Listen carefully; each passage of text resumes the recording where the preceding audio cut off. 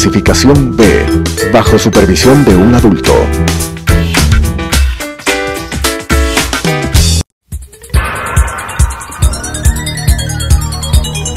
Las opiniones vertidas en este espacio por la producción y dirección del programa son de exclusiva responsabilidad de sus autores y de quienes intervienen en ellos.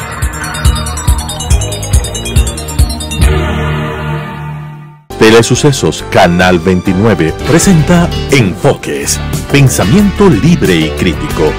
Día a día buscaremos diferentes visiones para la comprensión de la realidad del tercer milenio. Enfoques, un espacio que une noticia, análisis y opinión. Bienvenidos. Gracias por estar con nosotros en este programa semanal de Enfoques. El día de hoy vamos a tratar nuevamente lo que está pasando en la frontera norte. Tenemos como invitado al general Patricio Pazmiño, excomandante general de la policía, con quien queremos hablar sobre temas de seguridad, cuál es la situación en la provincia de Esmeraldas, Carchi, Sucumbíos, y también cómo prepararnos en otras partes del país, porque esto es algo que a veces lo pueden ver lejano. Uno ha visitado Cuenca, Guayaquil y lo ven como muy lejano, pero está en nuestro país y hay que ver, general, cómo manejarlo, cómo tratarlo desde la sociedad civil, pero también desde las autoridades. ¿Qué está pasando? ¿Cuál es la información que debemos conocer todos? ¿Qué información debe ser reservada? ¿Y cómo mirar lo que día a día se está viviendo en la frontera norte? Bueno, muchas gracias. Buenos días. Sí, el tema es demasiado complejo y al ser complejo debemos entender que no hay una solución, no hay una receta escrita. Y no hay una solución inmediata tampoco, no es decir se hace así y se acaba. Tampoco, ¿no? O sea, lo que nosotros tenemos en base de la experiencia propia y de la experiencia que han vivido en estos casos países amigos, vecinos, el caso de Colombia y de Perú, pues lo que tenemos son lineamientos de tipo general que se han adoptado en situaciones similares, no iguales. Y digo complejo porque pareciendo similares, parecería que eso es lo que se podría adoptar, no resulta así, ¿no? Porque cada caso tiene una particularidad.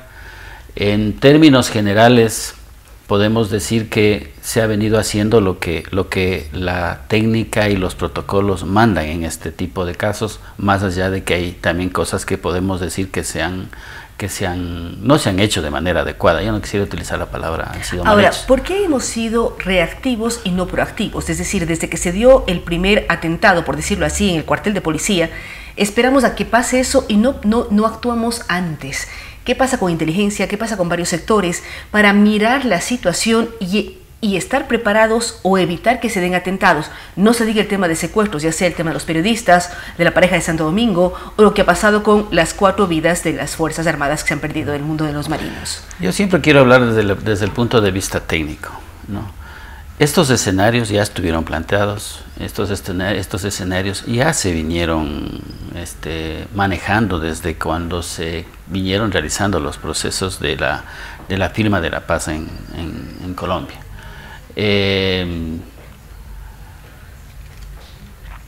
Lo que yo creo que ha sucedido es que, como ha sido hasta un poco histórico en el país, es que no se han dado la importancia debida a estos temas, ¿no? Yo incluso no tengo la fuente para así afirmarlo, pero yo creo, de lo que he podido ver, analizar, escuchar, de todo lo que se dice, me parece que incluso ya tuvieron información relacionada con las cosas que podían haber pasado en la frontera y que terminaron con estos bombazos y una escalada, que comenzaron con los bombazos y luego han tenido una escalada de violencia que ahora nos tiene en este tema de tener 2 ciudadanos más secuestrados en manos de estos grupos criminales y que aparentemente quisieran entrar en un proceso de negociación, o sea, que es totalmente fuera de toda circunstancia, un grupo criminal queriendo dialogar con un gobierno, entrar en un proceso de negociación al cual no se le puede dar, a un grupo criminal al cual no se le puede dar de ninguna manera un estatus político, ¿no? Entonces, yo creo que aquí lo que ha faltado, y en el conjunto de la sociedad ecuatoriana, lo que ha faltado es dar la verdadera relevancia a lo que son los problemas de seguridad. Y como no hemos dado históricamente relevancia a estos casos, es que ahora estamos pareciendo más reactivos que actuar frente a este tipo de problemas, ¿no? Pero yo creo que esto ya se venía manejando de un tiempo atrás. De la preparación, en su caso, en el área de la policía, ¿cuán preparados estamos para lidiar con estos temas? Históricamente hemos conocido que la UNAS es muy efectiva, pero no en este tipo de casos donde hay grupos de criminales o de narcotraficantes o de terroristas. Son varios ingredientes que uno puede mencionar. ¿Cómo negociar? Usted dice, no podemos darles un estatus político, pero también es importante negociar porque están en juego vidas humanas. ¿Cómo llegar a feliz término procesos que involucran la vida de hermanos ecuatorianos? Ahí podemos identificar uno de los posibles errores que se pueden haber cometido en este tema, ¿no? Y digo posibles porque para uno es cómodo venir aquí y hacer criterio de varias cosas, y otro es el que tienen las personas que están afrontando el problema. Y yo, que he estado de ese lado, tengo que reconocer que no es una cosa fácil, así que yo tengo que tengo que ser coherente con lo que digo. Entonces, pero digo, en mi criterio muy personal, uno de los errores que se ha cometido ahí es posiblemente entrar en un proceso directo de negociación entre el gobierno y este grupo criminal. Porque también de es pronto complejo, la experiencia nos dice, como así funcionó en otros países, así funcionó en Colombia, que tuvieron por décadas cantidad de militares, policías, y no queremos políticos. Tener esa experiencia. No queremos tener esa experiencia. Siempre fue un tercer actor el que estuvo en la negociación. Pero, por ejemplo, porque el hecho justamente de que no se les quiere dar un estatus en el político. caso de los periodistas del comercio que fallecieron, la información se recibía a través de redes de canales colombianos. En el caso de los compatriotas de Santo Domingo los Colorados, es el ministro que recibe un WhatsApp. Entonces, los delincuentes están actuando directamente con la máxima autoridad, con el ministro del Interior. Nuevamente, yo no sé si esto es verdad o es mentira. Yo lo único que sé es lo que ha dicho el ministro. No hemos tenido ningún contacto a partir del secuestro de los dos ciudadanos con ninguno de estos, ninguna de las personas de este grupo criminal, y ha hecho referencia a Guacho. Pero déjeme volver a lo que estábamos hablando hace un momento. O sea, hay otros actores, un tercer actor que a veces interviene en estos procesos de negociación que resultan ser muy efectivos, ¿no? Organismos internacionales que resultan ser muy efectivos en tipos de negociación, y a los cuales la experiencia nos dicen que han logrado con eficiencia la liberación de personas que han estado cautivas en condición de rehenes o secuestrados, como se quiera llamar, por grupos aparentemente con fines políticos. O sea, son métodos que han resultado o que se han visto que tienen cierta efectividad, pero nuevamente el tema es complejo y no podemos decir que porque así se actúa en determinado momento hoy vaya a tener el mismo resultado. Lo que nos dice la experiencia es que de pronto deberíamos buscar o ese debería además, haber sido el para que canal, la máxima autoridad o ministro no sea la persona que además esté involucrada en la negociación, buscar un tercero, como usted dice, un organismo internacional, gente especializada y que ha tratado en otros lugares del mundo este tipo de problemas. Claro, sí, y eso posiblemente es lo que ahora está generando este tema de que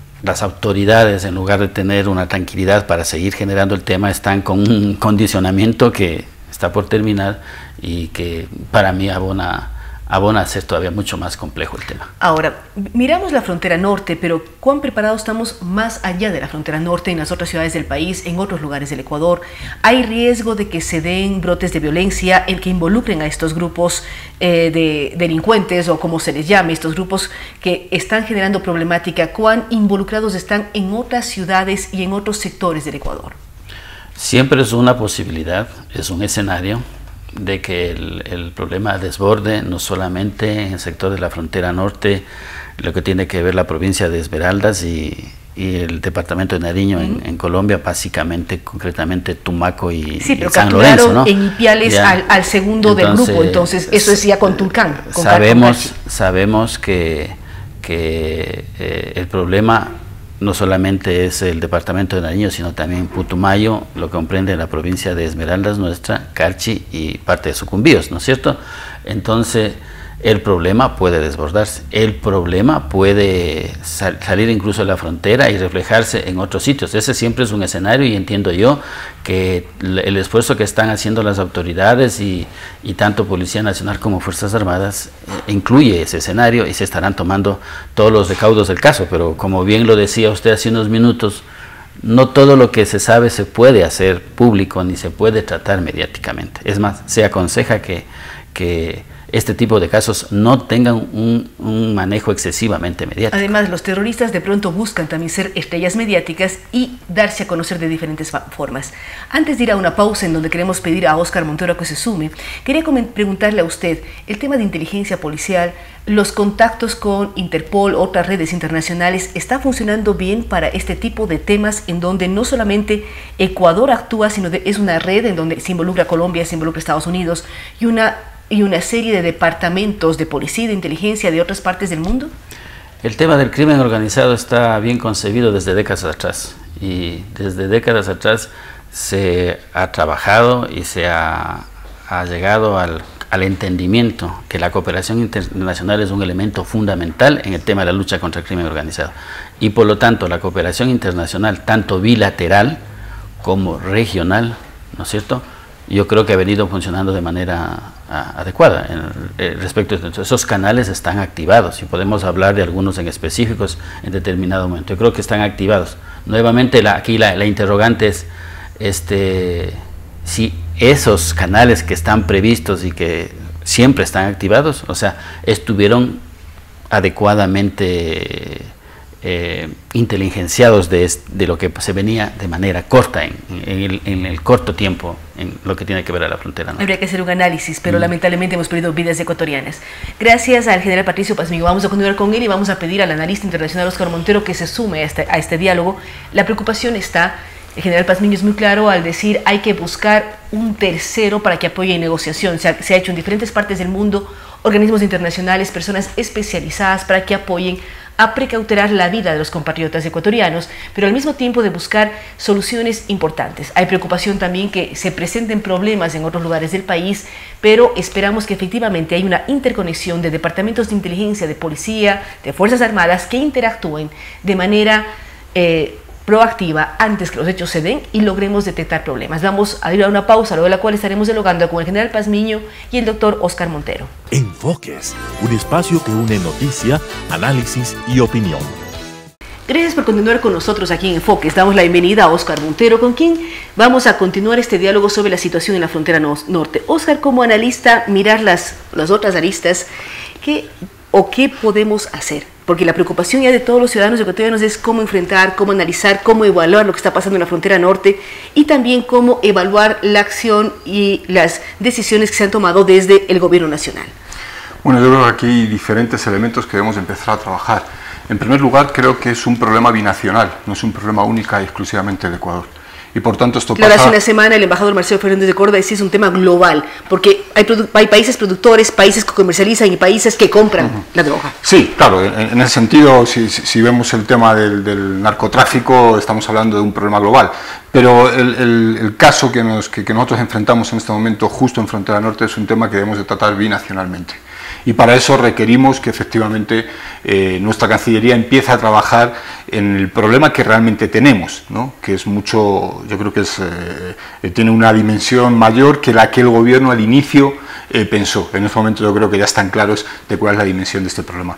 Pero yo creo que hay que ir más allá, o sea, no considero que sea un problema única y exclusivamente del Ejecutivo. Creo que hay que hacer ajustes en la ley de seguridad que tenemos una ley que da competencias a un ministerio coordinador que ya no existe, tenemos una ley que incluso de alguna forma corta muchísimo la capacidad operativa incluso de las propias Fuerzas Armadas en frontera, donde limita algunos ámbitos. Es decir, yo creo que hay que hacer ajustes necesarios desde el ámbito legislativo. Y creo que Fuerzas Armadas igualmente, en este caso, que es lo que más conozco, tienen que de alguna forma empezar a pensar en qué equipamiento están requiriendo, qué elementos hay que de alguna forma adquirir, porque nuestra inteligencia militar, fíjense qué dato, hace los años anteriores en los que Correa estaba en el gobierno y funcionaba la SENAIN recibía 50 millones de dólares presupuesto año. inteligencia militar recibía $100.000 presupuesto año. Claro, este es un problema, es un conflicto híbrido, podríamos decir que es una guerra de cuarta generación, donde la inteligencia es un elemento fundamental. Creo que tenemos que empezar a trabajar en reforzar estos elementos, por lo menos desde Fuerzas Armadas. Entiendo que no sé cuál es la situación de policía en este caso.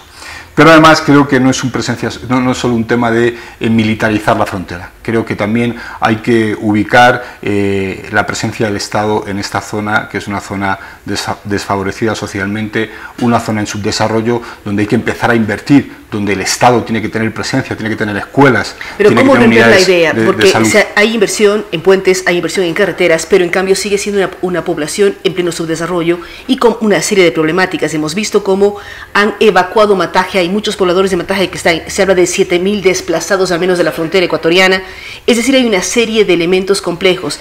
Y también, general Pazmiño, ¿cómo evaluar y saber qué tipo de armas o cómo comprar cosas? El otro día el embajador de Estados Unidos decía, antes se necesitaban $14 millones para comprar un helicóptero, ahora se puede invertir $500 con un dron y de pronto es mucho más efectivo. ¿Cómo determinar una serie de elementos? No sé si la policía necesita otros equipamientos. Oscar es muy claro al hacer la comparación Senaín, $50 millones versus inteligencia militar con $100.000, es cosas que no logramos dimensionar. Yo no quisiera dejar de decir una cosa así, necesariamente hay que hacer unos cambios en todo lo que es el esquema legal y todo lo que es el esquema de la seguridad y la defensa en el país, ¿no?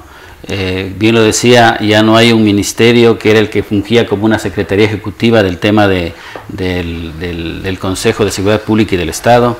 La Secretaría Nacional de Inteligencia no ha cumplido su rol, necesita ser revisada, y la gran polémica en este momento es en manos de quién tiene que estar la Secretaría Nacional de Inteligencia, porque pero en teoría el presidente dejó ya no existe, pero una Secretaría Nacional, una estructura que se encargue de esto tiene que existir. Yo creo que lo que tiene que buscarse ahí que este tipo de organismos tienen que ser organismos eminentemente técnicos que superen cualquier gobierno que esté frente al Estado en determinado momento. Tienen que ser organismos eminentemente técnicos y manejados por personas que conozcan de estos temas que no son fáciles de manejar.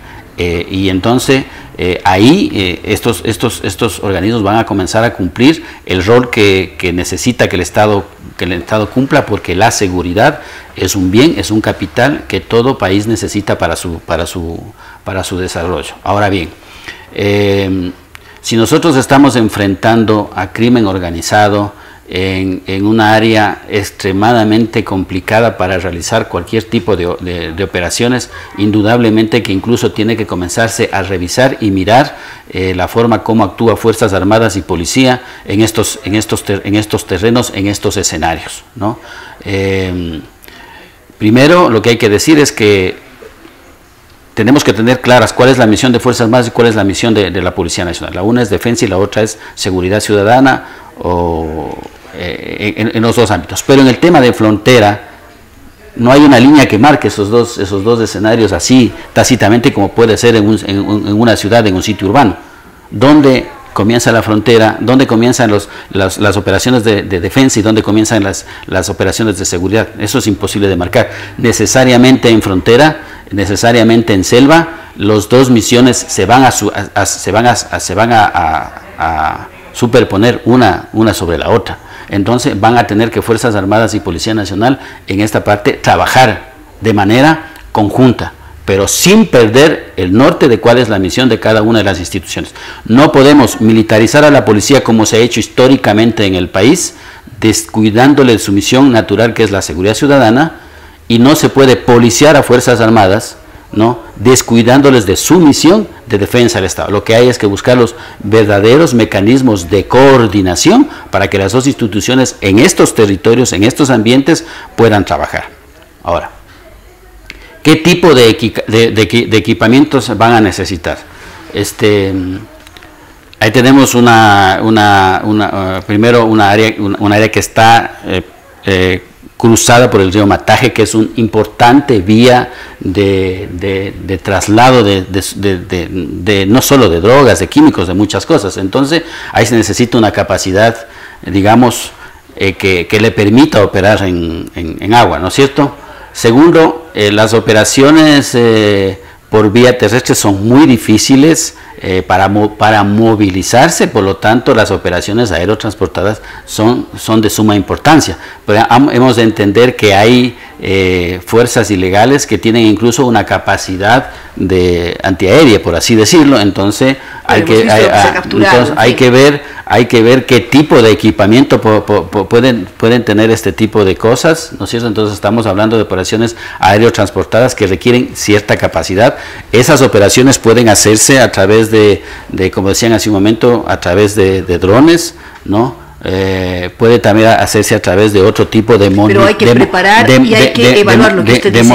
monitoreo, a través de vuelos que son a mucha alta altitud, fuera de cualquier tipo de capacidad, este tipo de cosas, y que pueden conseguir imágenes de muy buena resolución, ¿no es cierto? Nuevamente la capacidad de inteligencia para poder electrónicamente hacer vigilancia electrónica en ese sitio, porque tenemos que considerar que los delincuentes, claro que están en la selva, pero ellos necesitan recibir una serie de insumos y de vituallas, y por lo tanto necesitan tener una estructura en los lugares poblados, que es básicamente lo que se ha capturado últimamente, y con eso se debilita su estructura. Entonces en eso ahí la inteligencia puede ser muy efectiva, ¿no? Ahora, entonces, general, lo importante, Oscar, que trabaja muy cercano a Fuerzas Armadas, un analista del tema de Fuerzas Armadas, ¿cómo vincular, coordinar acciones? Lo que dice el general Pazmiño es muy cierto, o sea, están las dos fuerzas allí, no se puede ni policializar las Fuerzas Armadas ni militarizar las fuerzas policiales. ¿Cómo trabajar en coordinación y además en coordinación con lo que es el Ministerio de Relaciones Exteriores? Vimos el otro día la reunión del presidente Moreno con varios embajadores y extrañó a muchas personas que Colombia no esté presente. Si el conflicto es colombo-ecuatoriano, el embajador de Colombia no estaba. Entonces hay una serie de preocupaciones que la ciudadanía tiene. Bueno, aquí creo que efectivamente tenemos que tener claro que eso tiene que ser un trabajo coordinado, no solo entre Policía y Fuerzas Armadas, sino entre los diferentes ministerios. Ahora, podemos discrepar en quién debe de liderar esta crisis. Desde mi punto de vista, desde lo que yo he analizado, estamos hablando de narcoterrorismo, estamos hablando de un tema de frontera, y por tanto creo que el Ministerio de Defensa debería de estar liderando este conflicto. Pero claro, no pueden trabajar Fuerzas Armadas aisladas de Policía Nacional. Policía tiene que estar, además hay una zona de población, hay dos poblaciones ahí que tienen que estar vigiladas, y después habría que analizar toda la línea. Y ahí tema de frontera debería estar más ubicado, o sea, o tendría que tener mucha mayor presencia de Fuerzas Armadas. Pero esto es un tema, yo creo que al final, en el que los especialistas y los generales de las diferentes fuerzas tienen que coordinar y trabajar conjuntamente, y esto es necesario. Y luego está el tema político, o sea, hemos visto que el ministro de Defensa ni ha aparecido. Si alguno nos sigue muy de cerca las noticias, se preguntaría hasta quién es, ¿no? Y hemos visto cómo un ministro de Interior, desbordado por esta crisis que ni siquiera ha sabido manejar, ha intentado liderar como ha podido todo este conflicto. Y resulta que la canciller, y hablábamos al principio de que esto es un problema binacional, por tanto el papel que debe de jugar la canciller es estratégico. La canciller ni siquiera ha aparecido, estaba de viaje haciendo su propia campaña y su propia guerra, ¿no? Creo que esto es fundamental, o sea, creo que tiene que haber una coordinación entre los tres ministerios y, por supuesto, entre las fuerzas de seguridad del Estado. Y esto es básico para que esto funcione. A partir de ahí, y lo que el general comentaba, y que estoy muy de acuerdo, tenemos que hablar ya de políticas de Estado en temas de seguridad. Da igual si está el señor Correa, si está el señor Lenín Moreno, si está Lasso, me da igual quién gobierne, tiene que haber una política de Estado y de seguridad. El otro día escuchaba a un coronel chileno que decía: nosotros tenemos asignado el 10% de las regalías del cobre, automáticamente, independientemente del gobierno que haya, para equipamiento de Fuerzas Armadas. Claro, eso te da una tranquilidad de saber que estás mejorando tu equipamiento, que estás tecnificando tu equipamiento, que estás adaptando tus capacidades, claro, y estás adaptando tus capacidades en función de los diferentes conflictos que se puedan venir. Nosotros no hemos podido hacer eso, porque no tenemos una política de Estado en seguridad, porque el gobierno de Correa llegó, desmanteló la inteligencia, la utilizó políticamente, y aquí nadie pudo hacer nada porque no había efectivamente un consenso. Y esto pasa por un consenso de todas las fuerzas políticas. Sí, pero este rato las cosas están dadas, la problemática está dada. ¿Cómo reaccionar planificar y conseguir solucionar el problema, pero al mismo tiempo pensar en proyecciones de política de Estado a largo plazo, seguridad, presupuestos, que a veces el problema actual no nos deja mirar de aquí a 1, 2, 3, no se diga a 5 años, o vemos el tema inmediato que es lo urgente. Es que esto es un problema que no se va a resolver cuando secuestremos o cuando encontremos al guacho vivo o muerto. Ahí no va a estar la solución. Este es un problema que seguramente va a ser de larga data, de largo tiempo. Por tanto, tenemos que buscar acciones inmediatas para resolver lo que en este momento se nos viene, y pueden ser acciones de mayor presencia del Estado en frontera, en este momento de mayor fuerzas armadas y de seguridad en frontera, por supuesto, y de coordinación para, de alguna forma, resolver el problema actual que tenemos de secuestros, de inseguridad. Pero a partir de ahí hay que trabajar en brindar de alguna forma y en dar garantías de que vamos a seguir siendo un estado de paz. Y eso pasa ya por trabajar en políticas de largo plazo y en buscar consensos con las diferentes fuerzas políticas y en buscar consensos y trabajar en una ley nueva de seguridad que realmente mire a los verdaderos problemas que tenemos en este momento en el país. Eso es un trabajo que efectivamente no va a haber resultados, no va a tener resultados inmediatos, pero sí nos va a ayudar a que dentro de 5 años, por ejemplo, estemos claros de cómo enfrentar una crisis como la que hoy enfrentamos, que ni siquiera sabemos cómo resolver, porque nos ha pillado de nueva, nos ha pillado totalmente sin equipamiento, nos ha pillado con una serie de problemas que no habíamos visualizado, aunque sí se había alertado en diferentes espacios. Muchísimas gracias a Óscar Montero y al general Patricio Pazmiño. Ellos son muy claros al hablar de la importancia de coordinar de manera adecuada tanto fuerza policial, fuerza de las Fuerzas Armadas, y también buscar líderes en el tema de los ministerios. Son clave el Ministerio del Interior, Ministerio de Defensa, Ministerio de Relaciones Exteriores, porque es un programa binacional que va mucho más allá de nuestras fronteras y por lo tanto trabajar en equipo. Y lo que ellos dicen, tratar el tema de manera urgente es necesario, pero al mismo tiempo buscar nuevas leyes de seguridad que sean aplicables, que sean posibles de llevar adelante y tener políticas de Estado para que garanticen la seguridad de todos los ciudadanos de un país como es Ecuador. Así es que muchísimas gracias nuevamente al general Patricio Pazmiño y al analista Óscar Montero por haber estado en este espacio de Enfoques. Nos vemos la próxima semana.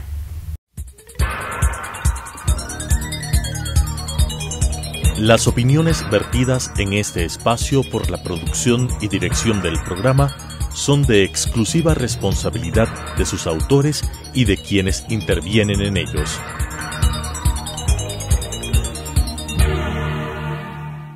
Telesucesos Canal 29 presentó Enfoques, pensamiento libre y crítico. Día a día buscaremos diferentes visiones para la comprensión de la realidad del tercer milenio. Enfoques, un espacio que une noticia, análisis y opinión.